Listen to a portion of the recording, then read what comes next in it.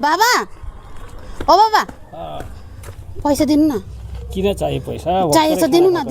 हैन चाहिएछ अलिकति दिनु न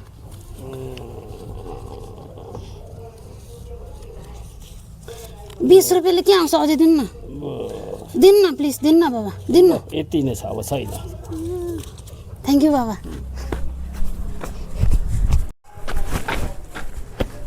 बाबा ओ बाबा पैसा दिनु न अघि भक्करै लगेर के खाएर आयो त पैसा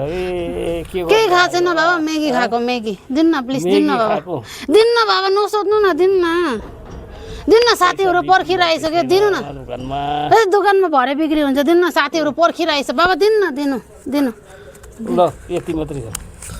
अझै अलिकति दिनु न छैन पैसा छैन दिनु न बाबा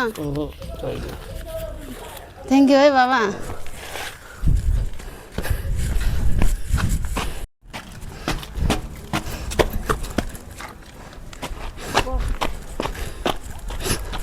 बाबा हे के हालत मलाई आयो यस्तो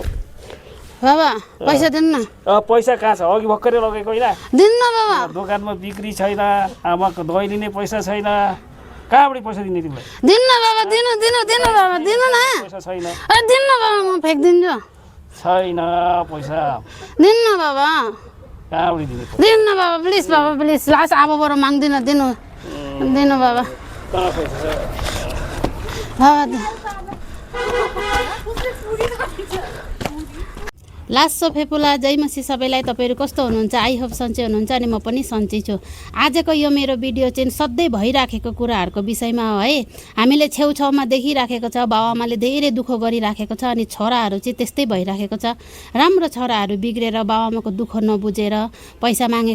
गर्छ बाउले कहाँबाट दिन्छ बुढो बाबुआमाले भन्ने बुझ्दैन है सबैको घरमा धेरै जस्तोको घरमा चलिराखेको जो हामीले देखिराखेको कुरा चाहिँ मैले ल्याएको त्यस्तो हुँदाखेरि आमा बाबालाई कति दुःख लाग्छ कहाँबाट दिन्छ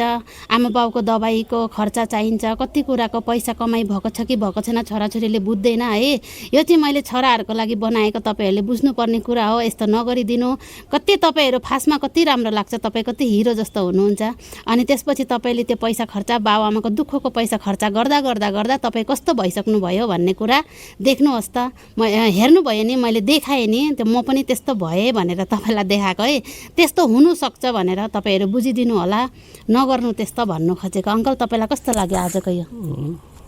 ठिकै सही बात हो डेली देखिरहेको नि हामीले डेली देखेको कुरा है यो चाहिँ तपाईहरुलाई मन पर्यो कि परेन भन्नु होला कस्तो लाग्यो है अनि त्यसपछि फेरि पनि आउने सारको भिडियो लभ यू अनि त्यसपछि बाइ बाइ